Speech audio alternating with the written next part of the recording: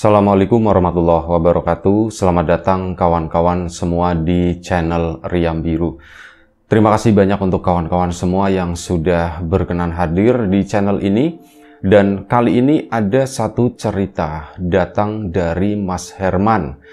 Mas Herman menceritakan tentang satu pengalaman atau satu kejadian horor, dan hal ini berhubungan dengan pesugihan. Sudah lama kita nggak membahas gitu ya satu cerita tentang pesugihan, dan kali ini datang dari Mas Herman. Nama sudah disamarkan tentu saja. Kejadiannya sendiri itu udah lama, sekitar tahun 90-an.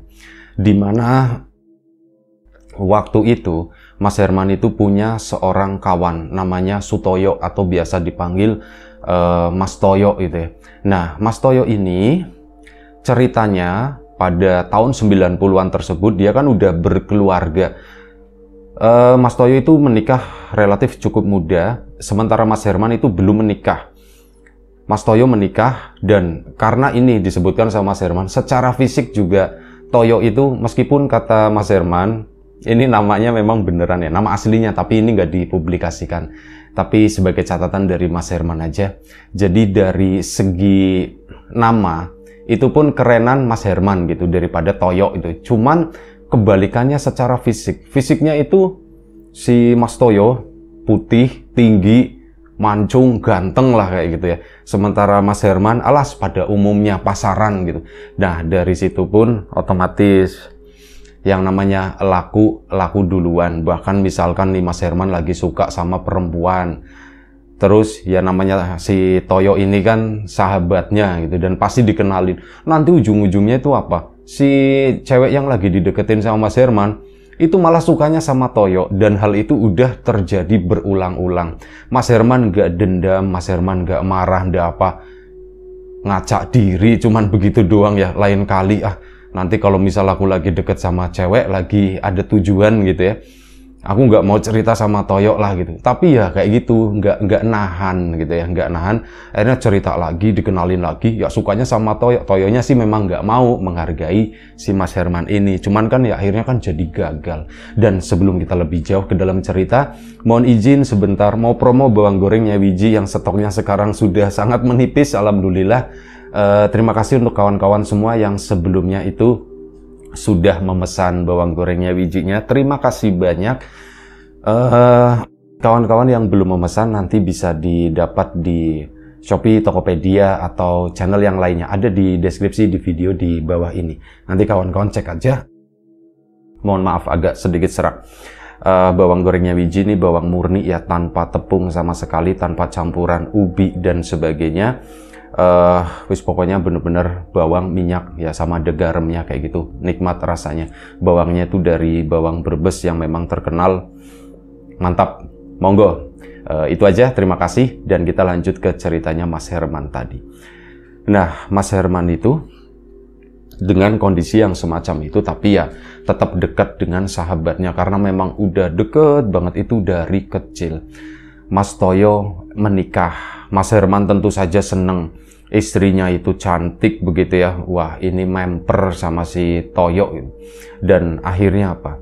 Punya anak dan sebagainya. Setelah beberapa tahun berumah tangga, Mas Herman sendiri, karena ya Mas Toyo itu udah berkeluarga, jadi kan ada keterbatasan di sana. Biasanya nongkrong bareng sampai malam nggak pulang. Ini kan ya Mas Toyo udah ada keluarga. Akhirnya hal itu pun mulai jarang dilakukan. Makin kesini hubungannya antara Mas Herman sama Mas Toyo itu renggang. Dalam artian waktu kebersamaannya itu berkurang gitu ya. Kalau secara ininya sih masih deket gitu kan. Nah, beberapa tahun setelah Mas Toyo itu punya seorang anak, ini tiba-tiba ada sesuatu yang mengagetkan yang terjadi, atau kabar gitu ya. Kalau si Mas Toyo itu ditinggal pergi sama istrinya.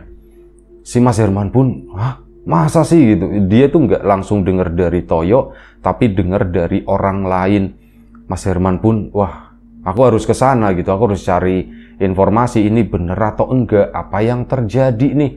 Akhirnya si Mas Herman pun ke situ, main ke rumahnya si Mas Toyo tadi. Nah, saat ke sana ya nanya-nanya, "Yuk, Apa yang terjadi Yok? Bukannya keluarga kalian itu baik-baik aja Yok? Ya Man, yang namanya keluarga gitu kan cobaannya itu banyak, terutama cobaan masalah ekonomi. Ya kamu tahu sendiri lah, aku kemarin ya habis mengalami beberapa musibah di pekerjaan, dalam artian si Mas Toyo dikeluarkan dan yang namanya penghasilan itu benar-benar nggak ada. Dan akhirnya ya begitulah, istriku nggak tahan atau gimana, dia pergi begitu aja. Kalian udah cerai atau gimana? Belum cerai sih, cuman istriku memang udah katanya udah nggak mau lagi gitu. Ya wis, dari situ Mas Herman pun nggak mau nanya lebih dalam lagi. Apa yang diceritakan Mas Toyo itu dianggapnya sebagai batasan gitu ya. Yang nggak diceritakan artinya itu adalah sesuatu yang nggak perlu ditanyakan. Itu udah prinsipnya Mas Herman, dan akhirnya sudah mengertilah, oh sahabatku ini berarti dia itu sekarang lagi ya dirundung masalah dan tentu saja dia itu lagi sedih. Mas Herman pun karena Mas Toyo, istri sama anaknya itu udah nggak ada, anaknya itu dibawa pergi gitu ya, dan Mas Toyo itu nggak tahu di mana tempatnya, udah dicari ke rumah mertuanya, nggak ada, sampai sana ya cuman diomel-omelin dan sebagainya, kayak gitu. Akhirnya Mas Herman pun nemenin dia gitu, sering main ke sana, sering ngajak pergi, yuk jalan-jalan gitu, nonton bioskop. Dulu kan masih banyak ya bioskop-bioskop yang muternya itu film-film begituan lah, film-film gerah gitu ya. Akhirnya kayak gitu ke sana nonton. Ya si Toyo nggak terlihat bahagia, biasa aja gitu ya. Mungkin karena suasana hatinya itu lagi semacam itu. Dan akhirnya sudah, waktu pun berjalan. Mas Herman pun dengan kesibukannya yang tadinya kurang lebih sekitar 2 mingguan itu nemenin si Mas Toyo sendiri. Mas Herman ada kesibukan yang kemarin sempat tertunda, akhirnya fokus ke sana kan. Mulai renggang lagi lah. Dan kurang lebih sekitar 2 bulan setelah Mas Toyo tadi ditinggal sama istrinya, si Mas Toyo tumben-tumbennya datang ke tempatnya Mas Herman. Soalnya waktu lagi kejadian semacam itu dan sebelum-sebelumnya itu lebih sering Mas Herman yang datang ke tempatnya si Mas Toyo. Ini tumben-tumbennya Toyo itu datang ke situ. Man, weh yuk tumben yuk kamu kesini yuk. Rumahmu dari dulu masih begini aja ya Man ya gitu. Lah terus mau digimanain yuk? Mau tak tingkat 15 atau gimana? Nanti kamu naiknya susah kan ya. Kamarku paling atas pasti gitu. Iya juga ya Man ya. Tumben gitu ya. Udah rumahku kayak gini-gini aja. Kalau mau ya masuk, kalau nggak mau ya udah kamu pulang lagi, kata si Mas Herman bercanda begitu ya. Ya enggak Man, aku kangen kesini Man, kata si Mas Toyo. Alah baru ditinggal berapa hari aja udah kangen gitu kan. Gimana? Kabar kamu gimana Yok? Ya kabarku seperti inilah. Tetap merana, tetap meratapi kehidupan, kata si Mas Toyo.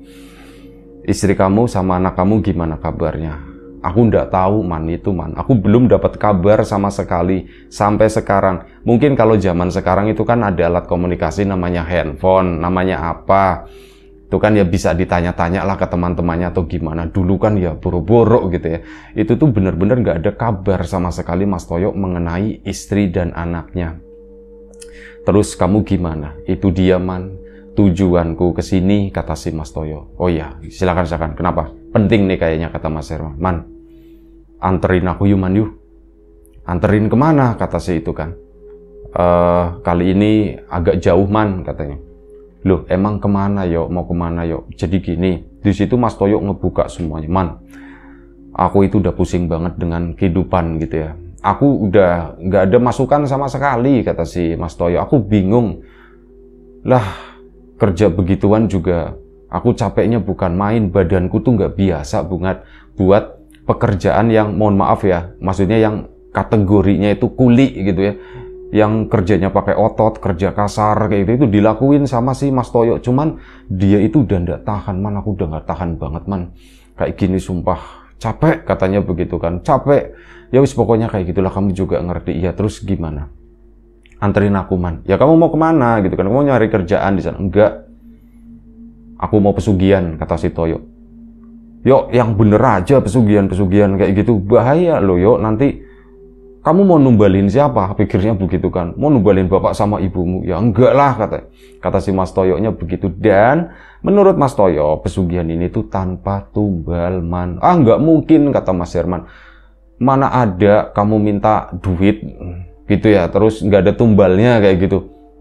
Beneran, man, kata si Toyo. Kamu denger dari siapa, yo?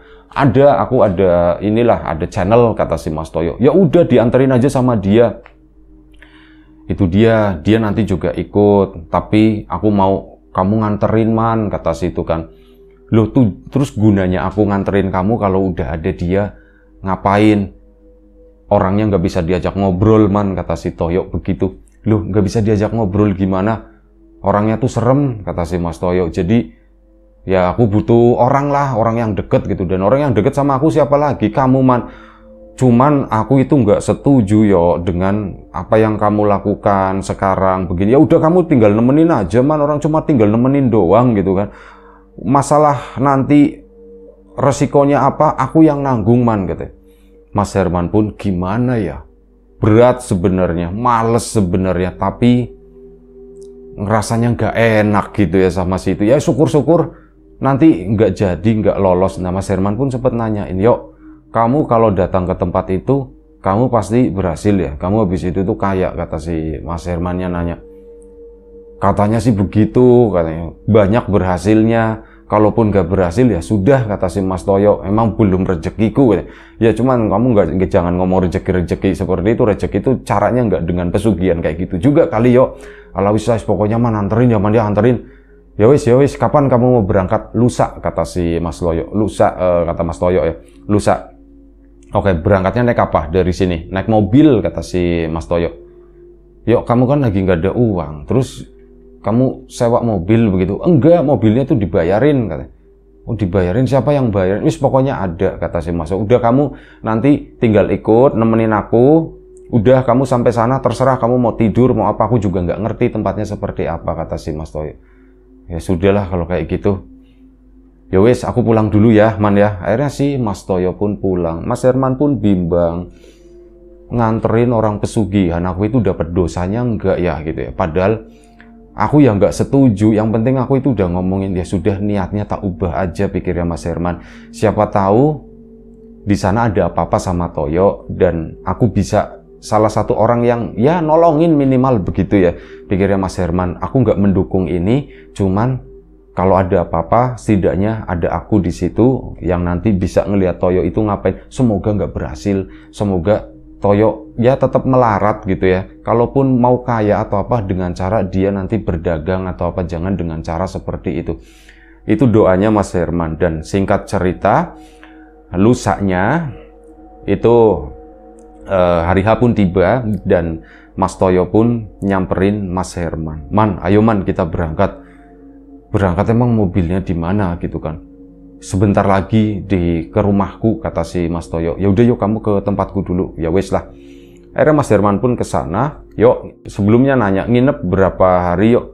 Aku ndak tahu, mungkin bisa jadi paling 2-3 hari ya, kata si Mas Toyo. Ya wes, aku tak bawa baju ganti. Nah, bawa baju ganti itu pun minimal banget gitu ya.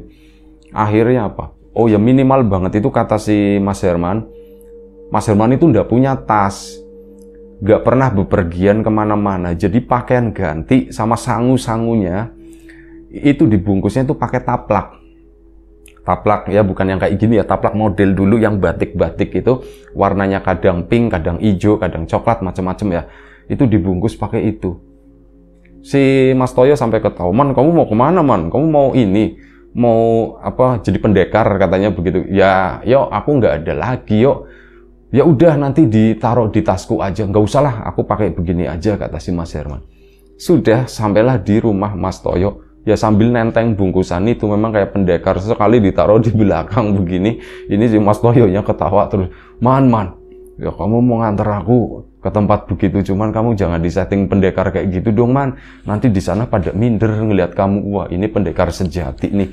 Pergi aja, bawanya buntelan, kata si Mas. Tetap bercandain begitu ya. Mas Herman pun, ya bislah terserah kamu, yuk. Aku suka dengan gayaku begini, ini rocker banget kan, yuk. Rocker apaan, itu tuh pendekar, kata si ini. Akhirnya sudah. begitu sampai di rumahnya Mas Toyo, itu ngomong si Mas Toyonya masih bercanda, "Man, kudanya parkirnya di situ aja ya, Man ya." "Kuda-kuda apaan?" gitu. "Ya kamu kan pendekar," kata si. Tetap bercanda, nungguin di sana kurang lebih sekitar setengah jam.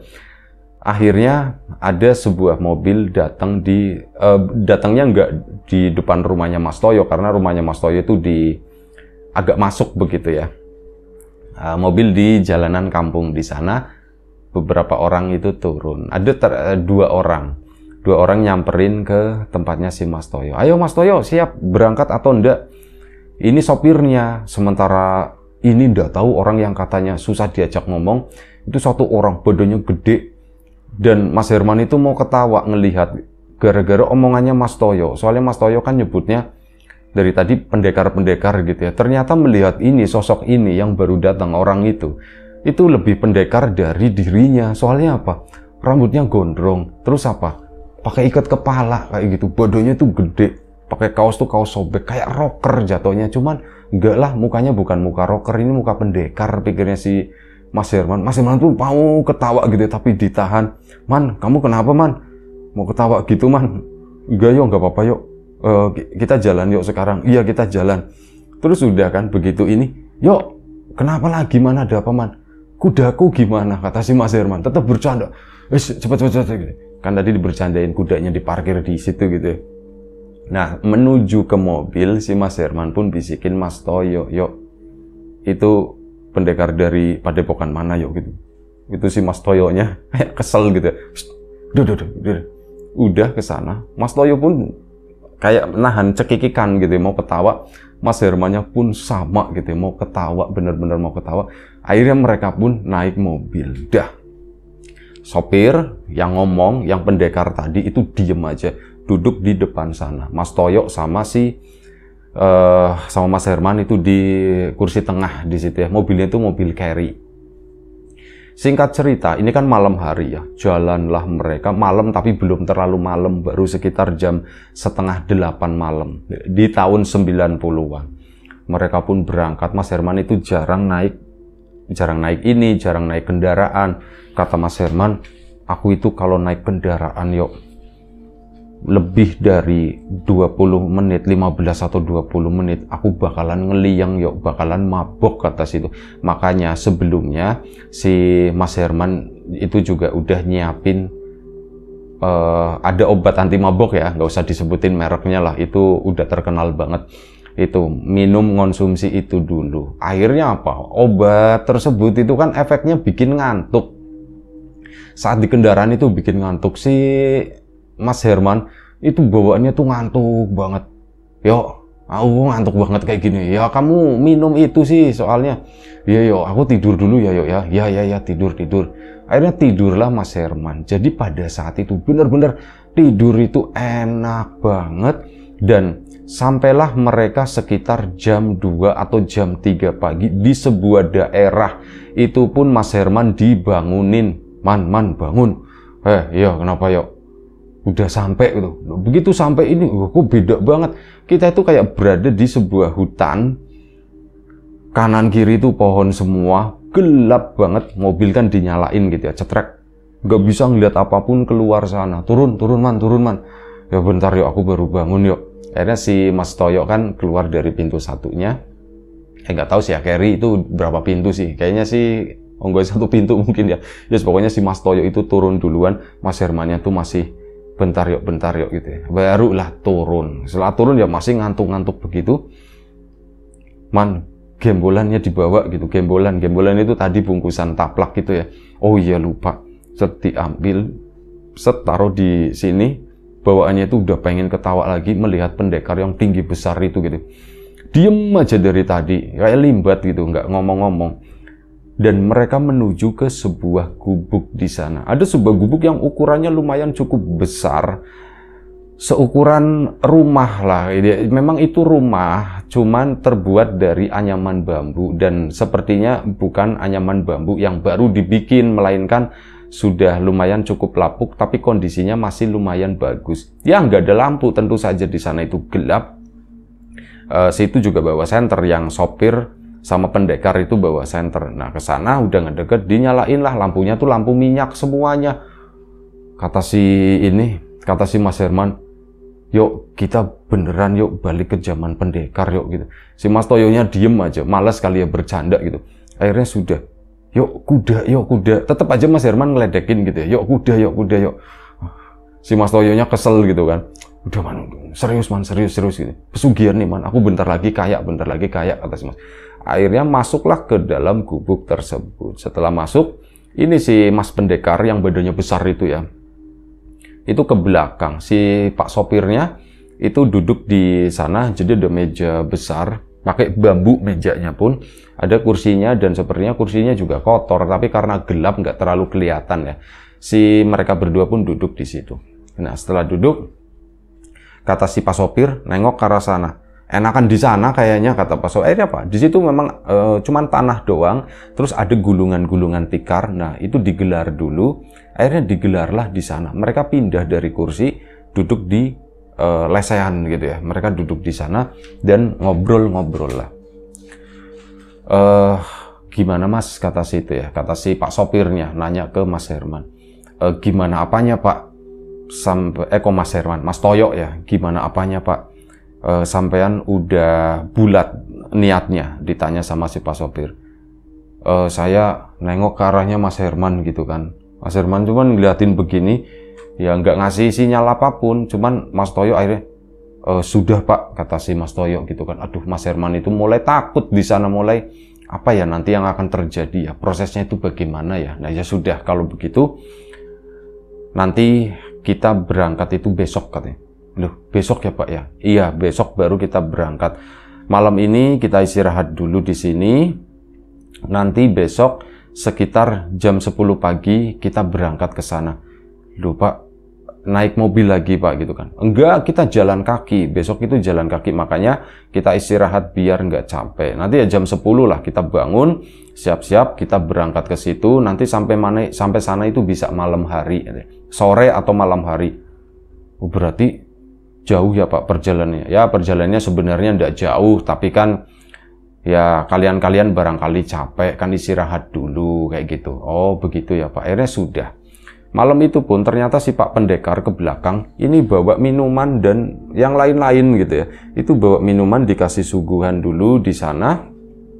Akhirnya minumlah. Santai-santai begitu ya. Dan si Mas Herman mungkin efek obatnya itu masih ada.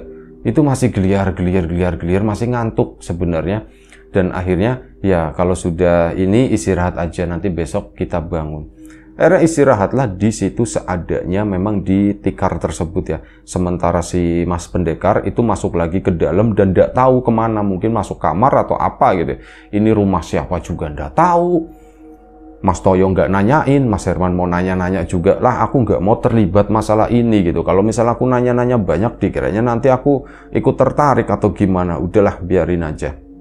Dan akhirnya sudah, malam itu si sopir sama si pendekar itu pun menghilang gitu ya, nggak ada, mungkin ya tertidur atau gimana. Si Mas Herman sama Mas Toyo pun berusaha untuk istirahat di situ.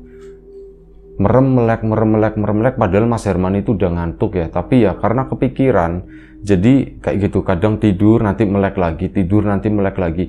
Si Mas Toyonya malah yang nggak bisa tidur, man, aku nggak bisa tidur man. Emang kenapa? Ya aku kepikiran besok gitu ya. Ah bentar, aku mau ke belakang, kata si Mas Toyo. Akhirnya Mas Toyo pun bangun, coba untuk ke belakang sana.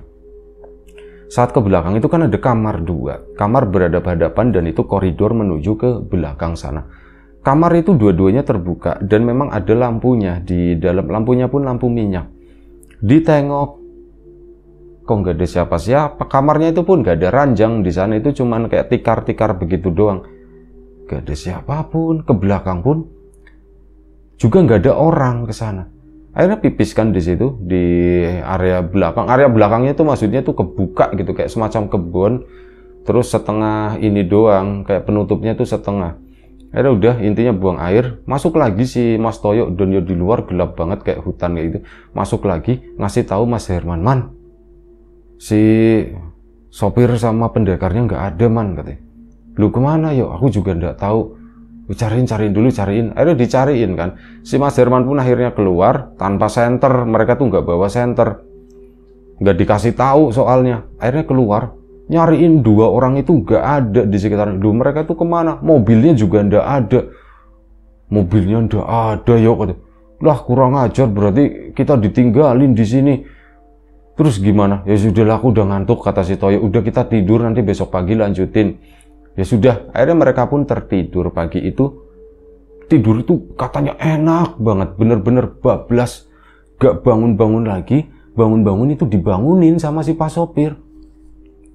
Mas Toyo bangun, Mas Toyo bangun gitu kan. Mas gitu, nggak manggil nama Mas Herman gitu, nggak cuman manggil Mas, bangun Mas. Akhirnya bangun kan, ya itu udah sekitar jam 9 pagi.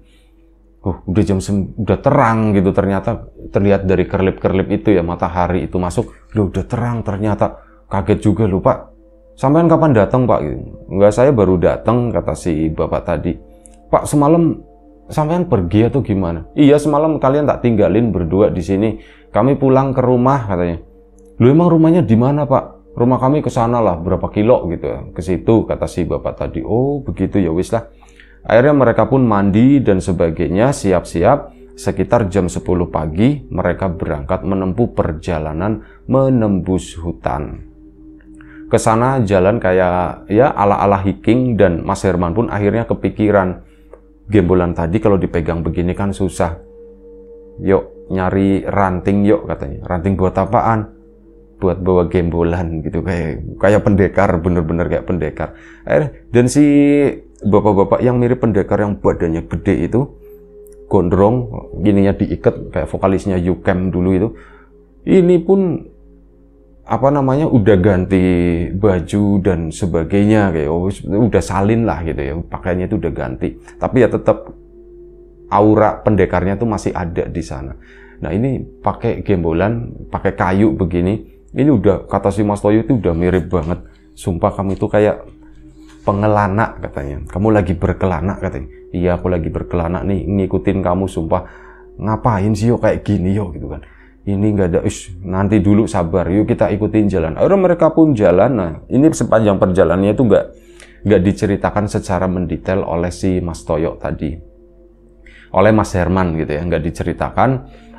Intinya mereka tuh ngelewatin hutan yang mirip kayak naik gunung, cuman nggak begini nanjak banget, enggak, tapi kayak melipir gitu. Bahkan mereka pun lewat di beberapa desa, di atas desa gitu ya. Mereka tuh lewat di situ kayak muterin, nggak tahu muterin gunung, nggak tahu muterin bukit, pokoknya kayak gitu. Nyebrang ke sana jauh, nyampe sore. Di tengah perjalanan pun ternyata kalau istilah sekarang gitu ya, yang orang mirip pendekar itu mirip semacam porter lah. Dia itu yang menyuguhkan apapun, termasuk makanan dia yang masak. Cuman ya kekurangannya itu satu, dia nggak ngomong sama sekali. Kayak itu, kayak Mr. Limbat, bener-bener diem. Saat diajak ngomong sama Pak sopir pun cuman ngangguk kayak gitu. Memang menjawab kadang, ya cuman begitu doang. Oh, ternyata bisa ngomong. Maksudnya itu nggak bisu, tapi mungkin karena nggak hobi ngobrol kali ya. Jadi ya kayak gitu, jadinya kaku, serem. Itu yang disebut sama Mas Toyo sebagai orang yang serem. Aku nggak mau sama dia gitu, makanya aku ngajakin kamu, Man. Makan-makan, istirahat. Singkat cerita, sore hari mereka pun, kata si Pak sopir, itu kita udah dekat, Mas, katanya. Bentar lagi, Mas, ayo cepetan sebelum gelap gitu. Iya Pak, padahal udah capek banget. Mas Herman juga udah gila capek banget ya, yuk ya gitu. Iya, aku juga capek banget tahu begini. Wah, nggak jadi ya, Man ya gitu. Ya namanya beginian kayak gitu nggak enak, katanya Mas Herman. Mau pulang aja tuh gimana? Waduh, kalau pulang udah enak, kata si Mas Toyo, udah tanggung sampai sini. Akhirnya lanjut, dan menjelang sendekala, mungkin sekitar jam 5 atau jam setengah 6, mereka pun tiba di sebuah tempat. Dan tempatnya mereka tuh udah turunan begitu ya ke bawah sana. Di situ ada gua kecil. Ini daerahnya mana nggak disebutkan sama Mas Herman ya. Jangan nanya, pokoknya narator juga nggak tahu. Ini ada gua kecil, di sampingnya itu ada air terjun. Air terjun juga nggak terlalu tinggi, paling sekitar 6 meter gitu. Dan airnya, waktu itu musim kemarau, airnya itu cuma licir-licir sedikit doang. Mereka pun tiba di situ, dan kata si Pak sopir, istirahat sebentar ya di sini kita. Iya, baik Pak, baik Pak. Mereka pun akhirnya istirahat di sana, dan singkat cerita, setelah makan dan sebagainya gitu ya, disajikan juga sama si bapak itu, bapak pendekar. Akhirnya mereka pun melanjutkan, bukan melanjutkan, tapi mempersiapkan si Pak sopir itu ganti baju. Dari tadinya baju kemeja biasa, ini diganti kayak baju ya pendekar lagi, pakainya hitam-hitam, terus pada ikat kepalanya semacam itu, mirip kayak Mbah Dukun saat di film-film lah, itu kayak gitu. Si bapak ini sudah begini. Mas Herman mulai mundur karena nggak ada urusan, dia itu cuman memantau. Dan Mas Toyo di situ, mohon maaf, dilucuti bajunya, dalam artian kaosnya disuruh dibuka, terus apa? Memang nggak pakai ini ya, bagian bawah nggak pakai, cuman dililit pakai kain begitu doang. Mas Herman ngeliatin dari kejauhan, dan Mas Herman tentu saja sedih. Itu Toyo mau diapain ya, temenku itu mau diapain kayak gitu, kok dibegitu-begituin. Nah setelah itu apa, Mas Toyo itu disuruh mandi, disuruh tetapak, disuruh menuju ke air terjun yang airnya itu cuman sedikit tersebut. Ke sana, ini udah gelap-gelap, tapi ada lampu beberapa dinyalakan, lampu-lampu badai begitu. Memang di bawah ada 2 biji, itu lumayan lah, ada penerangan di sana. Nah si Mas Toyo kan tetapak di situ ya. Gak lama, paling sekitar 10 menit udah selesai. Si Mas Toyonya udah menggigil gitu kan. Terus udah dikasih kain. Kainnya tuh ya kayak kain jarit biasa begitu, kayak buat ngelap badan begini. Nah udah si Mas Toyonya disuruh masuk ke dalam gua sana. Mas Herman pun penasaran, itu ngapain ya? Sementara si bapak-bapak tadi sama pendekar, mereka itu nunggu di depan gua, di pintu gua tersebut. Mas Toyonya diantar menuju masuk ke dalam gua itu yang memang kondisinya itu gelap banget. Gelap, Mas Toyo masuk, dikasih lampu yang satunya di dalam sana. Mas Herman dari tempat duduknya itu nggak bisa melihat Mas Toyo secara langsung. Karena apa? Gua itu agak nurun. Sementara Mas Herman posisinya juga agak di bawah. Ini si bapak dua itu agak di atas, tapi nggak terlalu ini banget ya jaraknya. Agak ke atas. Nah, dari bayangan lampu yang ada di dalam gua tersebut, samar-samar masih terlihat, oh itu Mas Toyo sama si itu mungkin lagi di briefing atau lagi di apa gitu ya. Akhirnya apa, si bapak-bapak tadi pun keluar lagi menuju ke pintu gua. Mas Toyo ditinggal di dalam gua tersebut. Si bapak itu pun apa namanya, posisi duduknya itu pindah. Bukan pindah, posisi duduknya sama, cuman ngadepnya itu sebelumnya kan ngadep ke arah gua, ini ngadepnya tuh ke arah luar. Sama si Mas Pendekar juga begitu. Mas Herman di depannya begini, tapi dengan jarak kurang lebih sekitar 4 atau 5 meter, duduk di atas batu di sana. Dingin gitu kan, pakai ini, pakai sarung gitu dibeginiin. Sudah diperhatikan itu apa yang terjadi di sana, ya nggak ada apa-apa di situ. Dan samar-samar si Mas Toyo itu tiba-tiba berdiri, terlihat dari bayangannya doang. Duh, si Toyo berdiri begitu, mau ngapain ya dia ya? Ada apa ya di gua tersebut ya? Dan nggak lama setelah itu, setelah hal tersebut, si Mas Toyo itu tiba-tiba keluar. Dia itu lari, nyampe nabrak si sopirnya, gedubrak gitu. Teriak-teriak si Mas Toyonya. Mas Hermannya kan, ini kan bebatuan ya, takutnya Mas Toyo itu terjatuh atau gimana. Dan ternyata bener, kepleset si Mas Toyonya, blasat, debruk, jatuh. Kayak gitu, kesakitan dan sebagainya. Aduh, kakiku kesleo. Bukan kesleo kali ini, patah si kakinya si Mas Toyo tadi. Yo, kenapa yo? Kamu kenapa yo? Itu sopirnya, Mas, gimana sih Mas? Nah, si Mbah tadi pun masuk ke dalam gua tersebut, nggak ngurusin si Mas Toyo. Mas Toyo pun diurusin sama si Mas Herman. Si pendekar tetap diem di sana di depan pintu gua. Dan nggak lama setelah Mas Toyo dikondisikan sama Mas Herman, dicek semuanya, ada patah. Pokoknya di bagian kakinya waktu itu belum tahu yang patah di mana, sakit banget. Ayo sudah tenang, yuk di ini kan, akhirnya diangkat begitu. Nah setelah itu si Mbah pun nggak lama datang keluar dari gua tersebut. Kamu ini gimana sih gitu kan? Katanya mau kaya, kata si itu. Ya mbah, tapi jangan banyak ngomong di sini gitu kan. Udah, kita pulang malam ini. Tapi aku ndak bisa jalan. Sudah. Kamu pulang, dan artinya uang yang sudah kamu setor itu ya udah hangus. Kamu nggak bisa ngambil lagi. Nah di situ Mas Herman baru tahu loh, Toyo itu nyetor sesuatu ya ke situ. Tapi nggak tahu nih nominalnya berapa, dan malam itu pun pulang. Ternyata si Pak Pendekar itu orang baik. Mas Toyo dengan kaki yang semacam itu, ini dibantu berjalan sama si Pak Pendekar, bukan sama Mas Herman. Kalau Mas Herman ya berat juga. Posisinya Toyo itu lebih tinggi dari Mas Herman, jadi susah. Nah ini Pendekar ini badannya gede, kuat, akhirnya dibantu turun ya malam-malam. Kayak gitu ya, bener-bener malam-malam.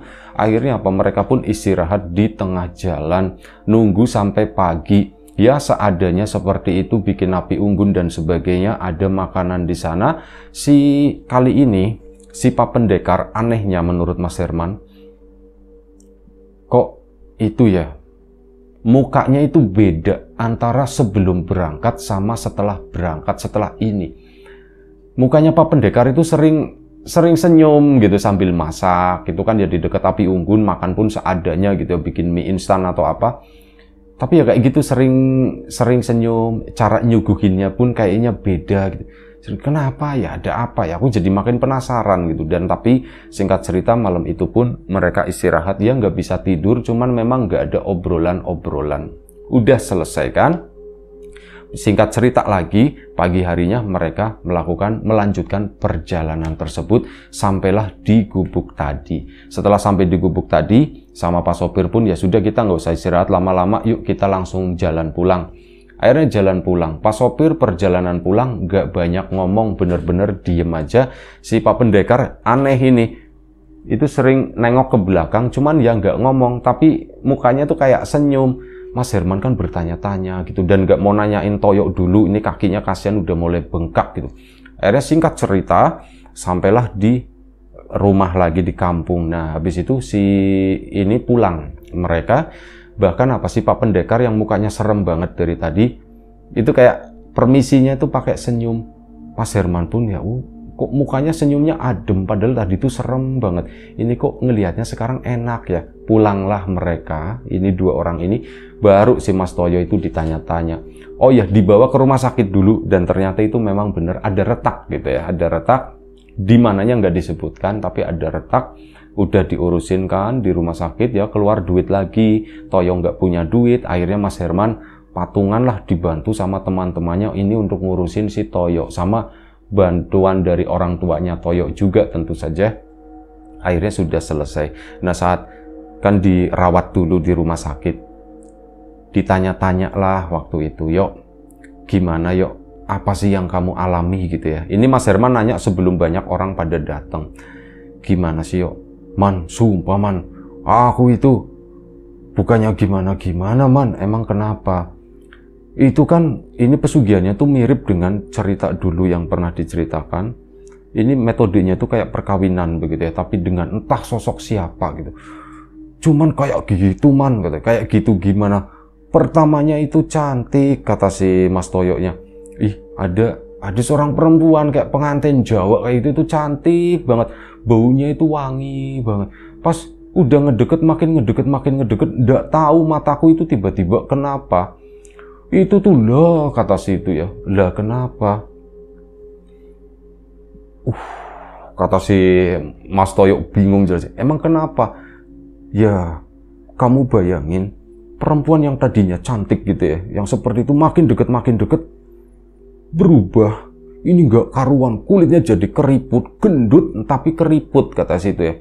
Gendut gede keriput, mukanya tuh kayak muka babi, kata si itu kan. Dan apa? Ininya, gede banget, gede tapi kempes, kata si. Mas, doer kayak lidah, kata si itu. Pakaiannya itu lepas semua, kata.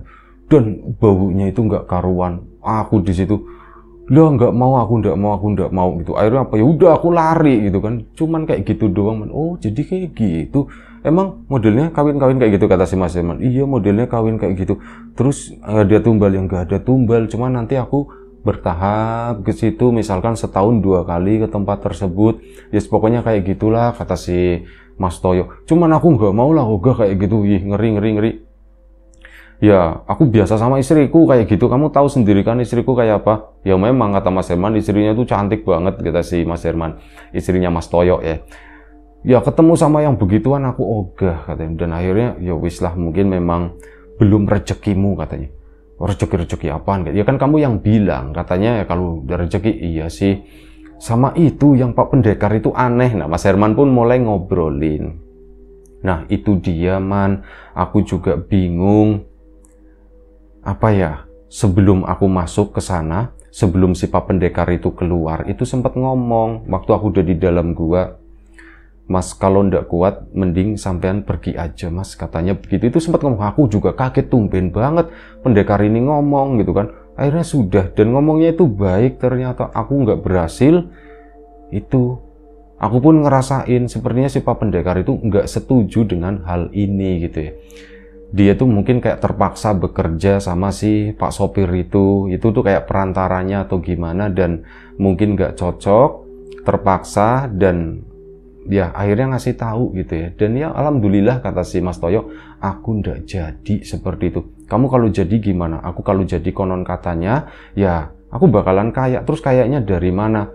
Kayaknya itu macam-macam, apa namanya, nanti bakal nemu emas lah katanya begitu, di rumah lah, di bantal atau apa. Nanti kalau enggak aku bakalan dikasih langsung di situ di tempat tersebut. Nanti ya si sopir itu nanti tak kasih bagian kayak gitu. Itu kayak gitu man. Oh begitu, ya wis lah. Syukurlah kamu nggak jadi kata si Mas Herman, dan akhirnya ya cerita itu berakhir di situ. Dan Mas Toyo pun akhirnya berusaha, benar-benar berusaha mencari uang ya, dan kabar gembiranya itu adalah istrinya itu pulang. Mas Toyo minta maaf dan berjanji, ya aku sekarang lagi berusaha begini, dan akhirnya istrinya pulang. Mas Toyo pun melanjutkan hidupnya dengan istrinya, dan alhamdulillah selamatnya itu tanpa pesugihan apapun. Dan kehidupannya Mas Toyo pun mulai berkembang begitu ya, lebih baik dari sebelumnya. Mas Herman melihat dari kejauhan ya kehidupan mereka itu membaik. Mas Herman pun menyusul, akhirnya menikah. Ada perempuan yang mau dibohongin sama Mas Herman katanya begitu, ngomong sendiri ya dia, akhirnya mau jadi istriku. Alhamdulillah sampai sekarang. Itu aja, terima kasih Mas Herman atas ceritanya. Kawan-kawan di rumah juga terima kasih, mungkin bisa menginspirasi gitu ya. Kawan-kawan yang mau pesugihan atau apa janganlah, dan jangan nanya gitu. Suka ada yang nanya lokasinya di mana, Mas Herman juga nggak ngasih tahu, dan kalaupun ngasih tahu juga narator nggak bakalan ngasih tahu. Itu aja. Terima kasih untuk kawan-kawan semua yang udah kasih support, udah kasih dukungan dalam bentuk apapun itu. Kawan-kawan subscriber, kawan-kawan membership, kawan-kawan yang udah kasih support dalam bentuk super thanks ke Riam Biru, terima kasih banyak. Kawan-kawan yang udah ngasih like, udah nge-share ke yang lainnya, kawan-kawan yang udah ninggalin komentar juga terima kasih banyak. Doa terbaik dari kami untuk kawan-kawan semua, semoga selalu diberi kemudahan dalam hal apapun, termasuk kemudahan dalam hal rezeki. Yang sakit segera diberi kesembuhan, yang sehat tetap dijaga kesehatannya. Sampai jumpa di episode selanjutnya Riam Biru. Yang memesan bawang gorengnya Wiji juga tak lupa, terima kasih banyak. Sampai jumpa, jaga kesehatan kawan-kawan semuanya. Assalamualaikum warahmatullahi wabarakatuh.